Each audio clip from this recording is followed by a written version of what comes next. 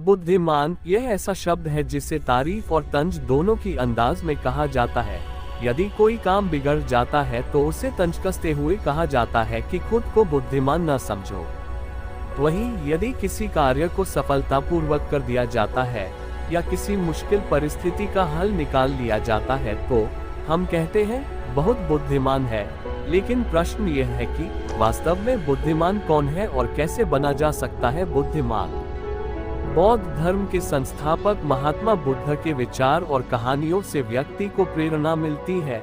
गौतम बुद्ध के जीवन से जुड़ी ऐसी एक नहीं बल्कि कई कहानियां हैं जिससे कई समस्याओं का हल मिलता है।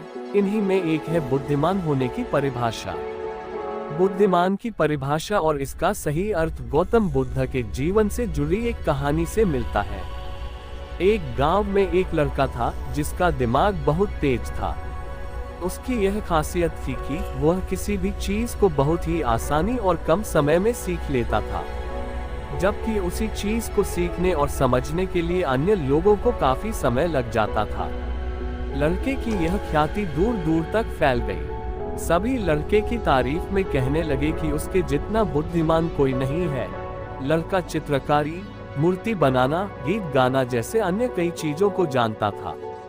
अपनी प्रसिद्धि को बढ़ाने के लिए वह अन्य काम और चीजों को भी सीखने लगा। इस तरह से उसे अपनी बुद्धिमत्ता पर अहंकार हो गया, क्योंकि वह साधारण व्यक्ति होकर कई असाधारण काम भी आसानी से करने लगा था। एक दिन लड़के का सामना भगवान गौतम बुद्ध से हुआ। लड़के को खुद पर खूब अहंकार था और इस कारण उसे किसी से ईर्ष्या नहीं होती थी, क्योंकि वह खुद को ही श्रेष्ठ समझता था। लेकिन पहली बार उसे गौतम बुद्ध को देख ईर्ष्या हुई और वह अपनी तुलना महात्मा बुद्ध के साथ करने लगता है। वह देखता है कि बुद्ध के पास भिक्षा मांगने के लिए एक कटोरा है और उसके पास अपार धन। बुद्ध ने साधारण वस्त्र धारण किए थे और उसके वस्त्र कीमती थे। बुद्ध नंगे पैर थे और वह नंगे पांव जमीन पर पैर भी नहीं रखता था। इस तरह से लड़का एक नहीं बल्कि कई चीजों से गौतम बुद्ध के साथ अपनी तुलना करने लगा। हर चीज से तुलना करने के बाद वह मन ही मन सोचता है कि आखिर मैं इस भिक्षु के साथ अपनी तुलना क्यों कर रहा हूँ, जबकि इसका और मेरा जीवन बिल्कुल अलग है। वहाँ मौजूद सभी लोग गौतम बुद्ध का सम्मान कर रहे थे। लड़का सोचने लगा कि आखिर इनमें ऐसा क्या है जो मुझ में नहीं है, जिस कारण मेरे भीतर इनके प्रति ईर्ष्या पैदा हो गई। अपने मन में चल रही जिज्ञासा को शांत करने के लिए वह बुद्ध के पास जाता है। बुद्ध के पास जाकर वह कहता है, मैं इस गांव का सबसे बुद्धिमान व्यक्ति हूँ और आप अपने आसपास जो भी देख रहे हैं, मैं वह सब करना जानता हूँ।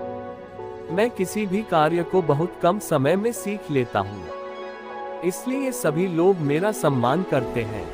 लेकिन फिर भी आपको देख मेरे भीतर ईर्ष्या पैदा हो गई। इसलिए मैं जानना चाहता हूँ कि आपकी उपलब्धि क्या है, सभी आपको इतना आदर सम्मान क्यों दे रहे हैं।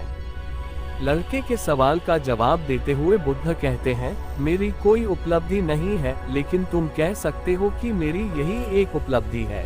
बुद्ध लड़के से पूछते हैं, क्या तुम्हें निंदा अच्छी लगती है? लड़का कहता है कि भला किसे निंदा अच्छी लग सकती है। बुद्ध कहते हैं कि जो तुम्हें अच्छा और बुरा लगता है, मैं इनसे भी ऊपर हूँ। मुझे ना निंदा सताती है और ना अपनी प्रशंसा से प्रसन्न होता हूँ। यही अंतर है तुम में और मुझ में। बुद्ध कहते हैं, तुमने सैकड़ों काम सीखे लेकिन सबसे जरूरी काम को सीखना भूल गए। लड़का पूछता है, कौन सा काम? बुद्ध कहते हैं कि क्या तुम्हें मन को नियंत्रण करना आता है? यह बात सुनकर लड़का समझ जाता है कि उसे बुद्ध से ईर्ष्या क्यों हुई। बुद्ध कहते हैं, जिसने संपूर्ण जगत जीत लिया लेकिन अपने मन को नहीं जीत पाया, उसने कुछ भी नहीं जीता। वहीं जिसने अपने मन को जीता लेकिन अपना सब कुछ गंवा दिया, फिर भी उसने सब कुछ जीत लिया। बुद्ध की यह बात सुन लड़के का अहंकार टूट गया। उसने बुद्ध से कहा कि क्या आप मुझे अपने मन को जीतना सिखा सकते हैं? बुद्ध कहते हैं, जरूर, लेकिन इसके लिए मैं तुम्हारी सभी उपलब्धियां छीन लूंगा। लड़का कहता है, मैं तैयार हूँ। इसके बाद से ही लड़का ध्यान लगाने लगता है, क्योंकि ध्यान से ही मन को वश में किया जा सकता है। दोस्तों, आपको यह वीडियो पसंद आई हो तो वीडियो को लाइक और शेयर करें और चैनल को सब्सक्राइब करना ना भूलें। धन्यवाद। जय हिंद।